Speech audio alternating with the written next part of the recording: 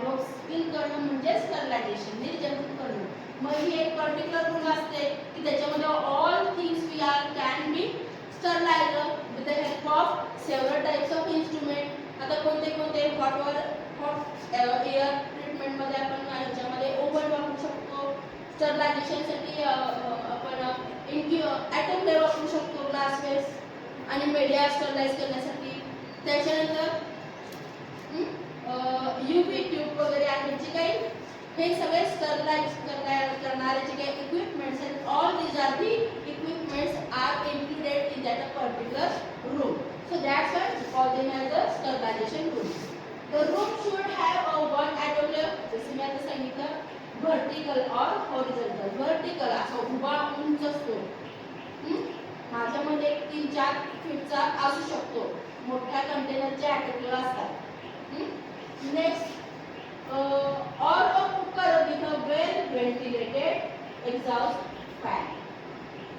जो काय कुकर वगैरे असतो ते हॉट प्रेशरने हवा वगैरे शिट्ट्या असतो ना, आपण बघतो ना, आपण प्रेशरने हवा बाहेर टाकतात, तर हे सगळं एक्झॉस्ट फॅनने आपली जी काही एरेशन असतं रूम मध्ये ते मेंटेन करण्यासाठी, which is also shows with a ventilated exhaust fan. Then also having a tool for a support while placing the media bottle in a autoclave or cooker for a sterilization. Tools. आता काय म्हणतो आपण cooker, जसं की आपण भात लावतात ते भात कॅरी म्हणजे डबा कॅरी करणारे हे असतं ना, काय म्हणतो त्याला, कुकर लावताय ना आपण कुकर, मग ते भातचे डबे ठेवायला किंवा डाळीचे डबे ठेवायला आपण काय म्हणतो त्याला, स्टँड. तर ते स्टँड कॅरी करणार की ज्याच्यावरती आपण ते डबे ठेवून तो ॲट अ टाइम ते तिन्ही पण डबे त्या स्टँड थ्रू आपण उचलू शकतो, कुकरमध्ये घालू शकतो, झाल्यानंतर आपण बाहेर काढू शकतो त्याच्यामधून.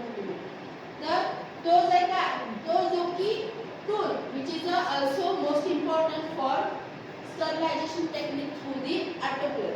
ऑटोक्लेव हा नथिंग बट आपल्याला माहिती आहे की हाय प्रेशर एअर त्याच्यामध्ये मेंटेन केले जाते, हॉट एअर प्रेशर, आणि त्याच्या अंदर जे काही स्टरलायझेशन होतं ते we can follow through the autoclave. आणि त्याच्यामध्ये त्याचे जे काही टूल्स आहेत, ते जे काही स्टँड आहे ते असणं महत्त्वाचं आहे. Bottle should be sterilised at 121 degree Celsius at a 15 LBS. LB आणि ते पुढं फॉर्म यस दिलेले आहे फॉर 1 hour. जे काय प्रेशर आपण मोजतो तर ते LB. तर ह्याच्यामध्ये आपण बोलतो तर ते प्रेशर पर्टिक्युलर मेंटेन करण्यासाठी ते युनिट आहे. It contains wrapping proper to wrap and the rubber to tie the inoculating dishes for a sterilization. Next one, media preparation room. What is a media?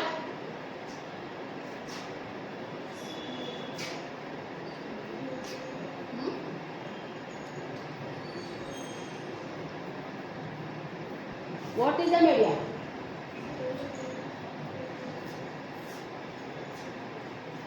Media is nothing but all nutrients providing through that a particular solid or semi-solid content known as a media.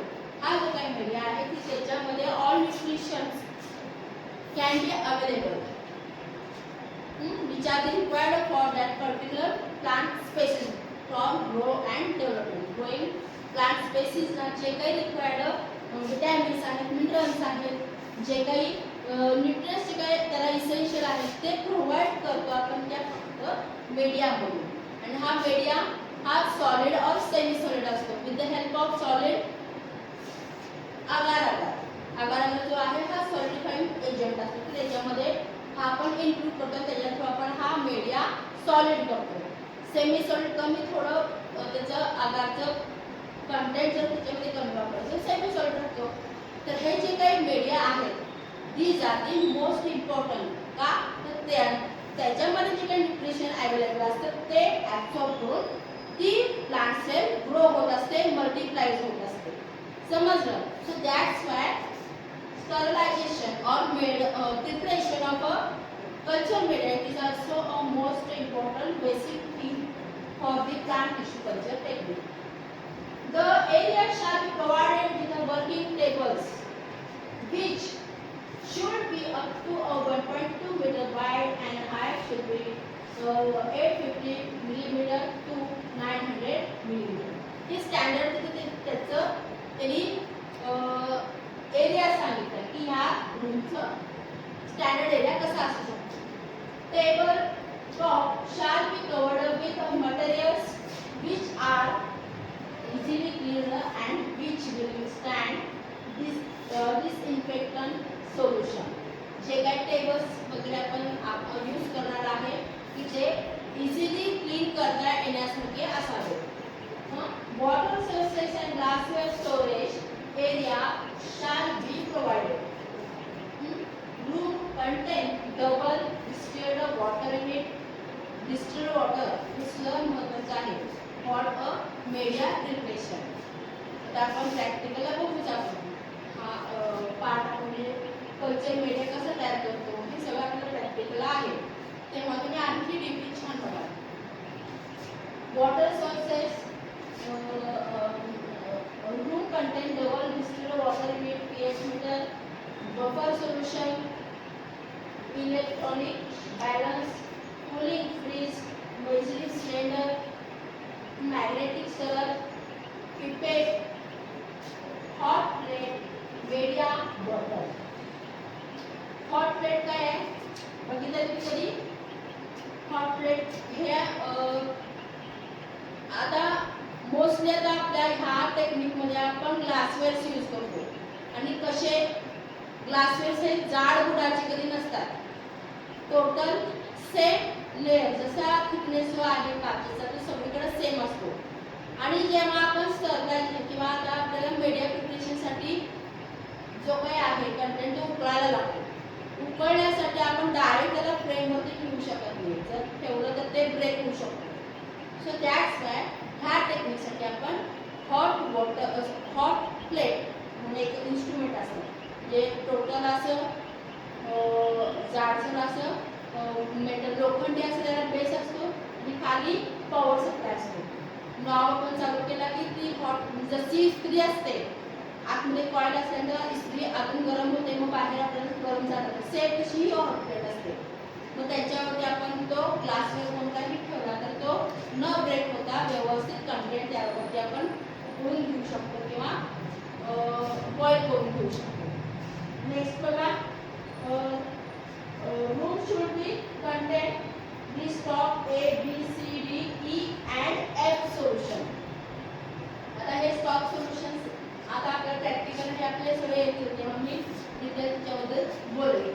Stock solution these are the essential for media preparation. It is required chemical such as sucrose, adenine sulfate, inositol, agar-agar आता जे सांगितलं which is a solidifying agent. हे सगळे कशासाठी आपल्याला essential आहे for preparation of a culture media. Next बघा, inoculation room. Inoculation, what is the inoculation? Inoculation that is nothing but to insert inside जे काही पर्टिक्युलर कंटेंट आहे मीडिया आहे, फॉर एक्झाम्पल कल्चर मीडिया आहे अगार अगार असल्यामुळे तो सॉलिडिफाईड मीडिया आहे. हां, आता मी तुम्हाला मगाशी कशाचं एक्झाम्पल दिलं, मला अस्परजिलस लॅबोरेटरीमध्ये इन विट्रोमध्ये ग्रो करायचं आहे. हां, लूप घेतलं, लूप घेऊन मी तो हॉट फ्लेमवरती हॉट स्टरलाइज केलं आणि स्टँडर्ड माझ्याकडं अस्परजिलस ग्रो झालेला आहे, संत्र कुजलेला आहे, त्याच्यावरती अस्परजिलस ग्रो झालेला आहे, तो मी कन्फर्म केला अस्परजिलसच आहे. तर तो Aspergillus after a cooling group तो अस्परजिलस घेऊन मी त्या ओपन करून त्या पेट्री प्लेटमध्ये तो त्याचे रे जोडलेले आहे. तर लूपवरती सॅम्पल घेऊन त्या मीडियावरती ठेवणार आहे. पसरणार आहे ह्यालाच काय म्हणायचं इनॉक्युलेशन. त्या मीडियावरती तो मी थोडासा इन्सर्ट करतो, थोडासा त्याच्यावरती स्प्रेड करतो, ह्याच प्रोसेसला काय म्हणायचं इनॉक्युलेशन. बघा the floor of a room covered with a tiles to facilitate proper cleaning. म्हणजे पर्टिक्युलर क्लीनिंग स्टरलायझेशन पर्पज साठी आपल्याला जे टाइल्स लावलेले भिंती असणार आहेत ते पटकन आपल्याला क्लीन करता येतात. रूम कंटेंट, आता ही जी काय रूम आहे आता ह्याच्यामध्ये काय असणार आहे आपला कुठला cabinet, laminar air flow cabinet हा या रूम मध्ये असणार आहे. आणि त्या रूमची सगळी स्वच्छता वगैरे म्हणजे मस्ट बी द महत्त्वाची आहे. रूम कंटेंट आताच मी सांगितलं बघा, room content laminar air flow cabinet with installation of a HEPA high efficiency particulate air filter for filtered air supply. बाहेरून जी काय हवा आतमध्ये गेली ती सुद्धा फिल्टर होऊन आतमध्ये येणार विदाउट एनी मायक्रोब्स. त्याच्यानंतर बघा it also requires sodium hydrochloride, mercury chloride and 70% alcohol for surface sterilization. आता हे जे काही केमिकल्स आहेत फॉर एक्झाम्पल सोडियम हायड्रोक्लोराइड, त्याच्यानंतर मर्क्युरी क्लोराइड HgCl2, त्याच्यानंतर 70% अल्कोहोल. हे सगळं आता आपण जे काही सॅनिटायझर वगैरे वापरलो कोविड मध्ये these are the nothing but these are the alcohol. वेगळ्या वेगळ्या ग्रेडचे आपण अल्कोहोल ॲज अ सॅनिटायझर म्हणून आपण तेव्हा वापरले. बघा 70% it is a particular prepared alcohol, particular content of alcohol. 70% 100 ml of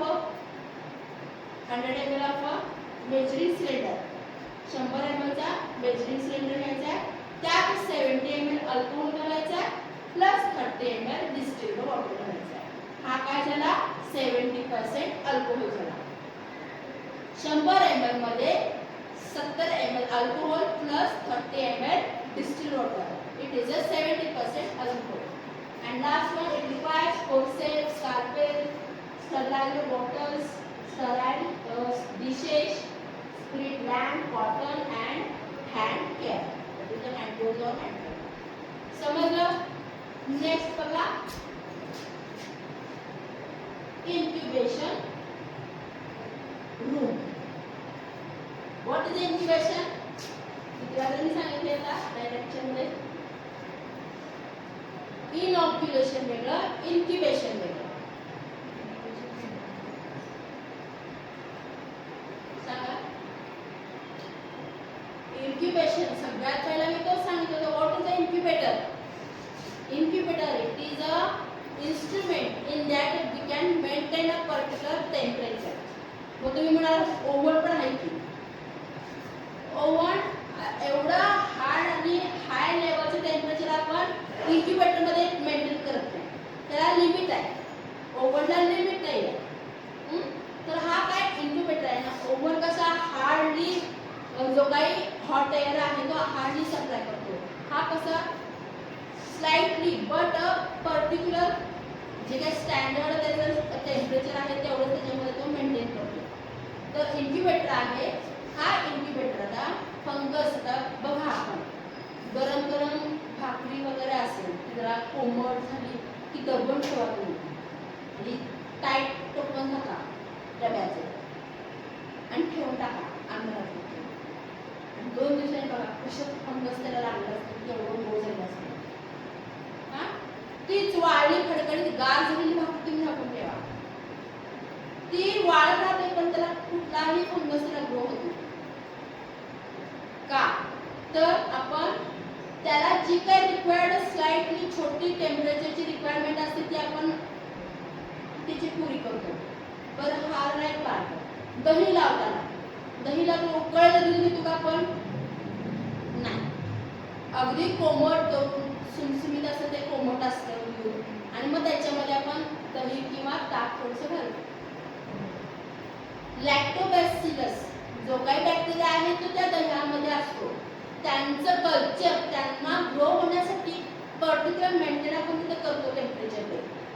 that is the any म्हणजे कुठला पण ऑर्गॅनिझम असू दे तो ग्रो होण्यासाठी there is a must be requirement of a particular temperature.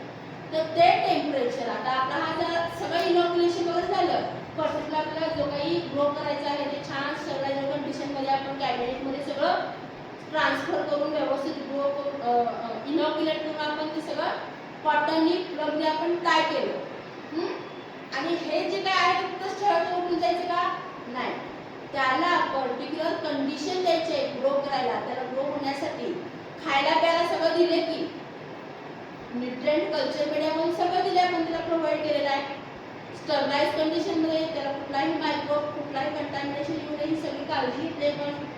मग final most important thing which is a incubation. Incubation म्हणजे काय, particular temperature त्याला प्रोव्हाइड करायचं. त्या स्पेसिसनुसार ते टेम्परेचर व्हेरिएबल असणार आहे. तर ते टेम्परेचर तिथे प्रोव्हाइड करायचं. म्हणजे all this things are kept under a incubator. जे काही टेस्ट ट्यूब आहेत, पेट्री डिश आहेत किंवा जे काही आपण इनॉक्युलेट केलेलं आहे म्हटलं ते सगळं इन्क्युबेटरला ठेवायचं आहे.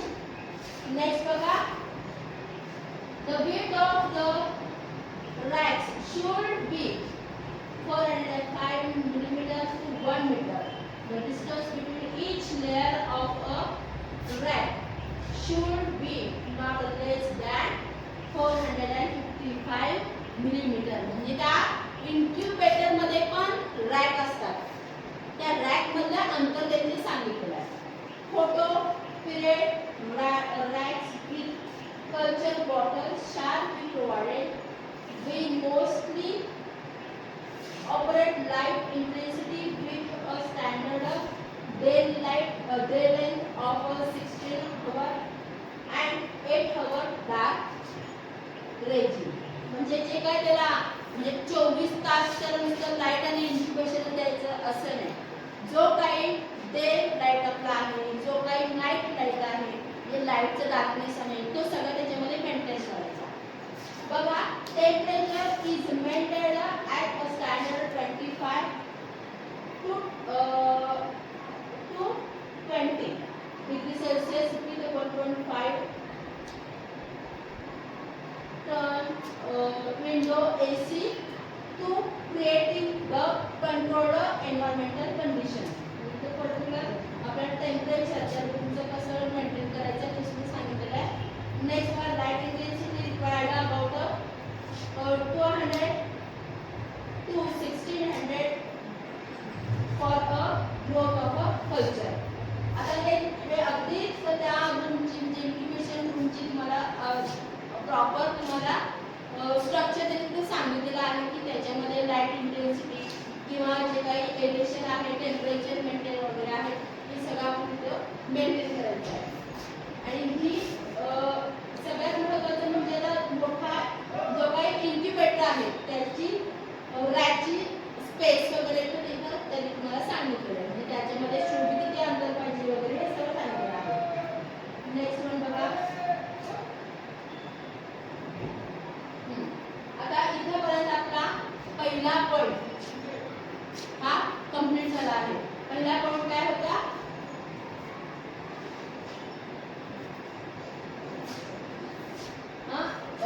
Principal and basic requirement of a plant tissue culture.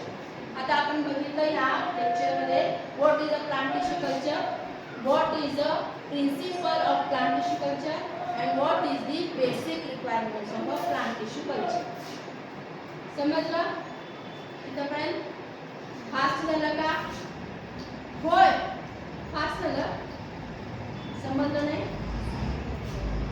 थोडंफार काय काही पण असते तिथे चार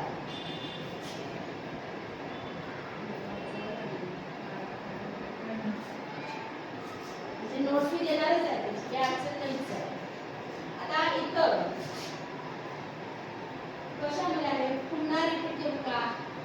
स्लाइड सगळं दाखवू का पुन्हा? हा दाखवू?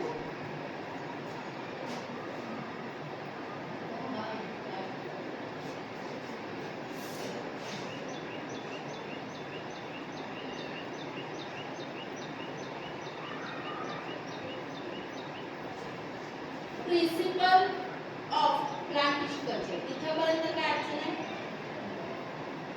प्रिन्सिपल म्हणजे काय?